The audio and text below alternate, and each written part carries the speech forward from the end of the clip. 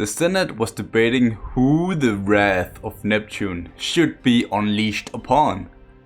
There was a broad agreement on Carthage had to meet their fate, and as Devon said, it'll give us the ability to invade Egypt by land rather than purely by sea, meaning we're now thinking ahead instead of just this war. And with the agreed target, we now had to figure out a plan of attack. And after a bit of tinkering, the following plan was made. One army should strike from our African holdings and mislead as many Carthaginian armies as possible, while the second wave of legions would land by sea and capture the coastline. The best place to land was undoubtedly at the city of Carthage, because if we take their only walled settlement while they weren't ready, they won't be able to form a decent defense for the remainder of this war. Cato also mentioned how we needed spies to assist us in this war here. So we sent half of our available spies to North Africa, with one already stationed there and another on its way from Egypt.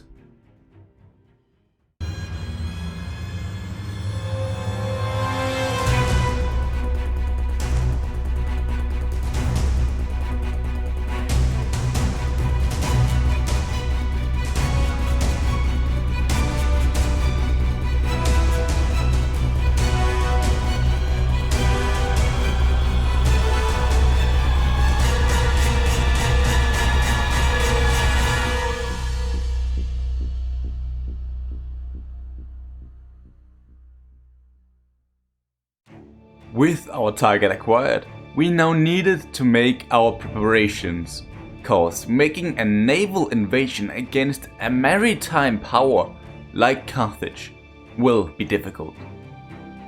So we made Pappus, the Eagle of Iberia, complete his army of loyal soldiers before he set out to the Carthaginian borders in Africa. On his way, he found a trader who wanted to offer us elephants for our journey. We could only accept half, but it was more than enough. He will be going for Iole. After that, we broke all our treaties with the Carthaginian loyalists, mýself. For ages we've tried to convert them to our side, but they have never yielded. A truly great ally I only wished was on our side. We will make their death swift. By this time Proculus, the adopted son of Luscinius, had prepared his fleet for transporting the large legions. He would be protecting his father and youngest brother Fusus, who've arrived from his campaign in Gaul. Sulla would be leaving for Corsica, while Salinator would arrive as the reinforcing army. He has truly been replaced by his brother. A sad sight to see. Nonetheless, the legions set sail, and although many preparations were made, a great many were taken by Neptune during the crossing.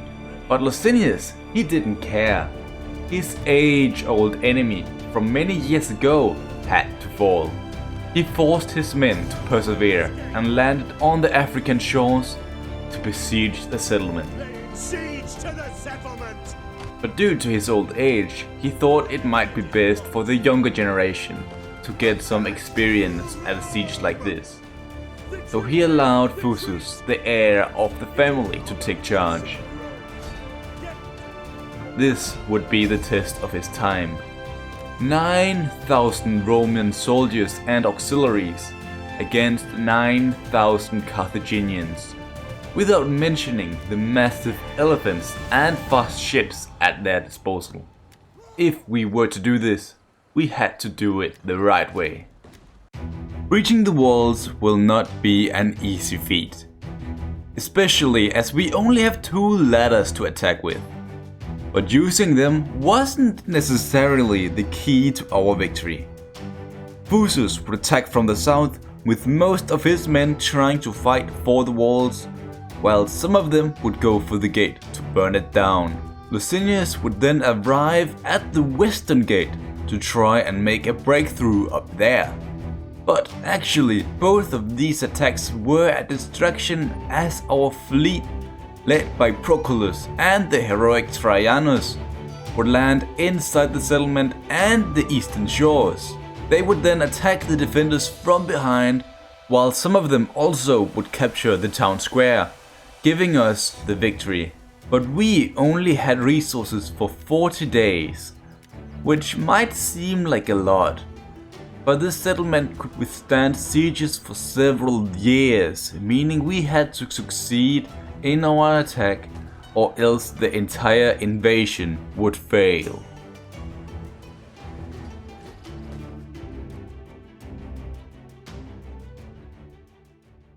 We begin the attack at the beach, where we have hidden a group of Iberian units, who would sneak in and secure a small passage just up ahead. But things weren't exactly simple. As Proculus appeared near the shore, he spotted the Carthaginian fleet.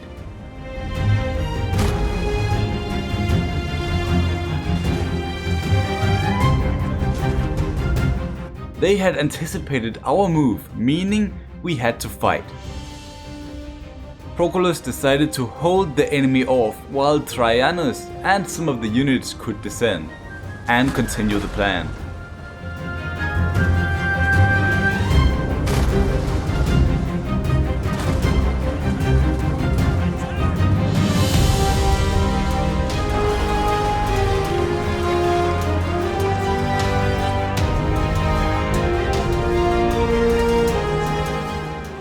Paid with his life, but his swift thinking was the only thing that ensured the plan was still in motion.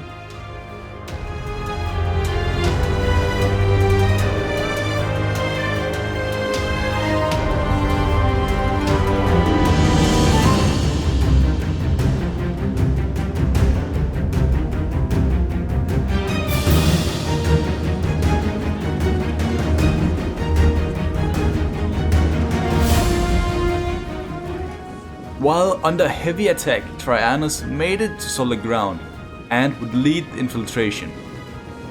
With the walls ahead of them and no idea what else the Carthaginians had planned, he commanded his men forward.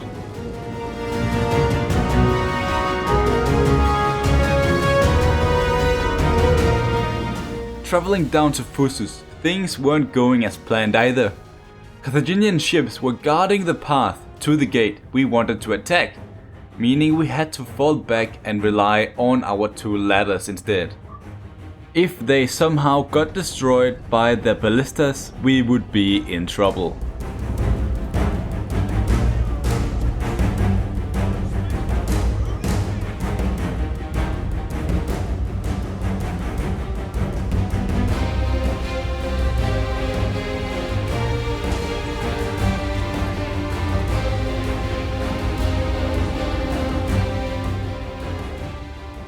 The only place where everything truly was going as intended was to the west.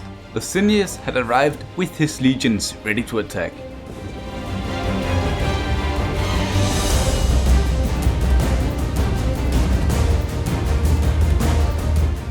Once in position, his men would stand alert while his equites attempted to burn down the gates.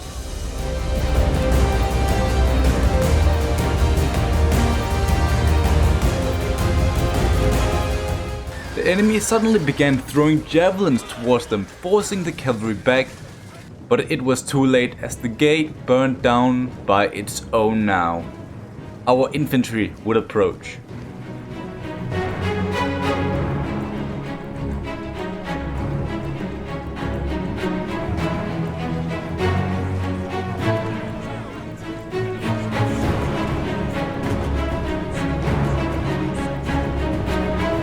When the gates opened, they realized the most difficult part was still to come. The distraction worked so well, they had attracted elephants to the gates, but they had to continue their advance. There was no going back now.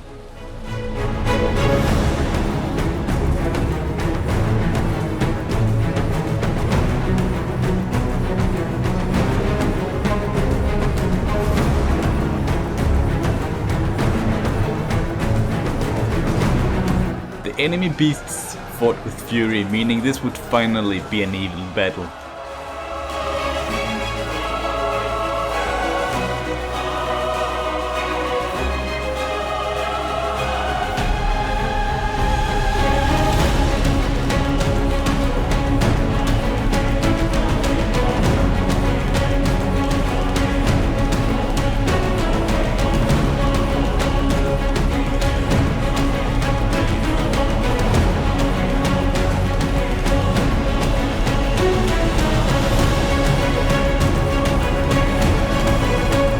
Moving back down to Fusus, whose ladders now have reached the walls.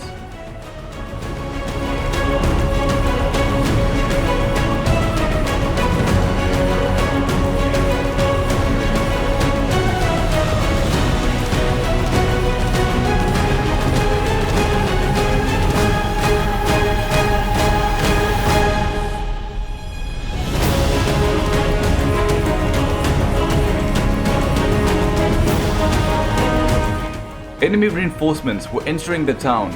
We had to capture that gate.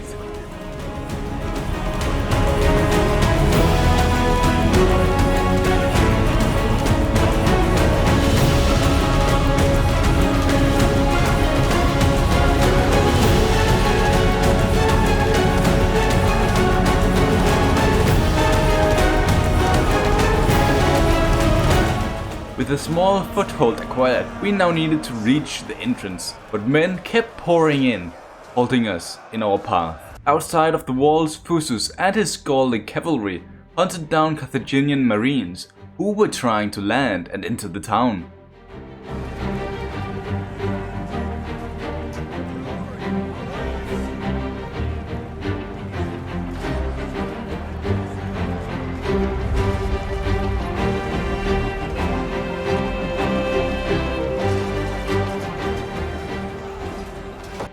With our fake attacks from the front, our infiltration army could walk through the city almost unopposed. Because of our high casualties at our landing, we decided to focus all our men at the town square. We would approach it from two angles, with Traianus moving closest to the harbor. If the men at the walls could hold on for long enough, we could win the battle through this move alone. First sign of resistance we saw from inside the town was a group of archers.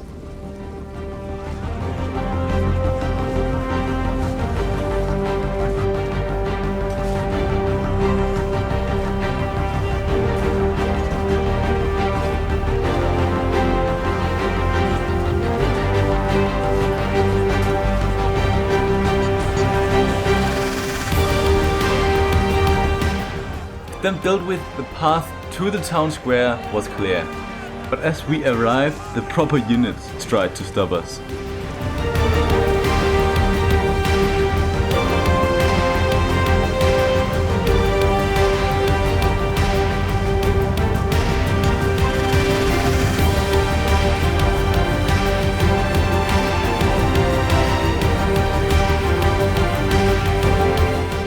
And if it couldn't get any worse, massive beasts of war arrived, and with our men's lousy marines equipment, we were severely outmatched here.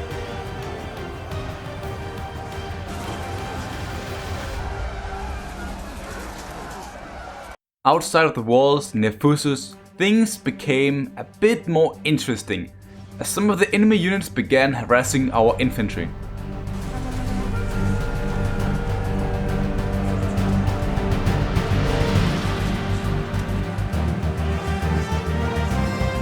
Fusus and his cavalry would ride to the rescue.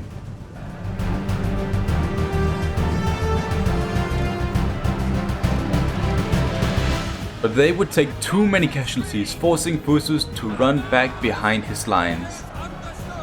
The silver shield hoplites would hold them off, but it was too late. Fusus fled west to his father, Luscinius, leaving his men to their own fate.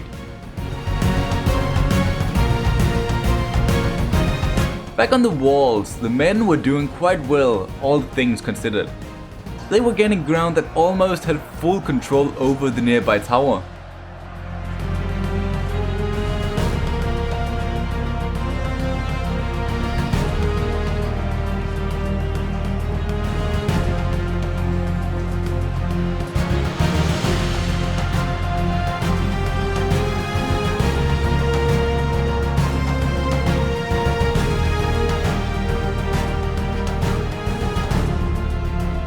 gate where the enemy reinforcements were entering from got contested as well. But this meant the enemy would move to the north, where both Luscinius and Fusus were.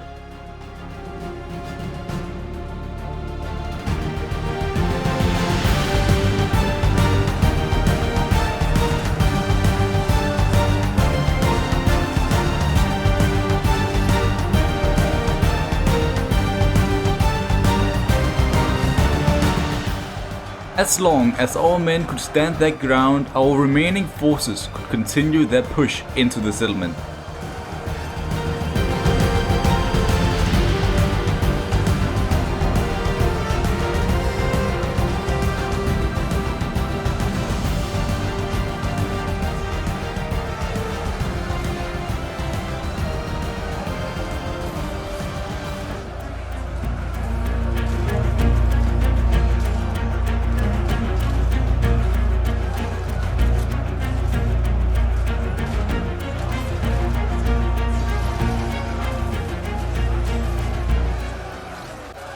Back in the town square, where the elephants were demolishing our troops, beating our men from left to right, they couldn't stand on their feet. But Traianus cheered them on, pushing his men to their maximum capacity.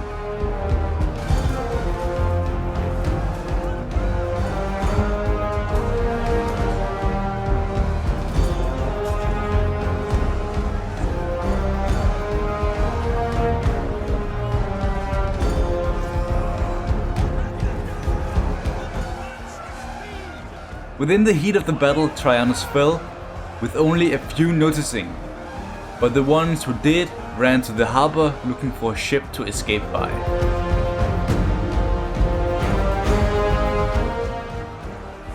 But at this point reinforcements arrived. More ships had landed on the beach and made it down to the town square. Alongside the last bit of assistance the men needed, they pushed back the troops, gaining full control over the town square.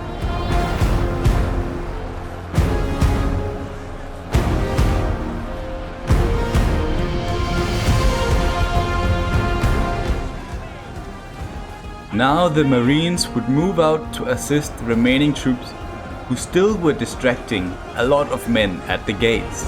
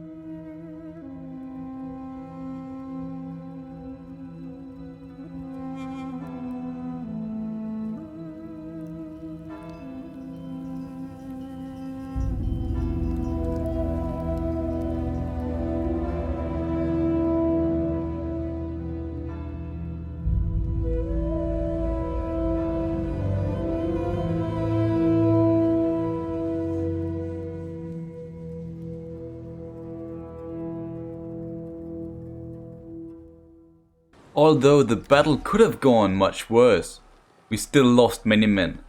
Proculus, who sacrificed himself, Traianus, who gave his all to the bitter end, and the countless Roman soldiers. They will be honored. We razed the city to the ground, sending the surviving Carthaginians a message. This will be their last war. Mars won't spare a single soul.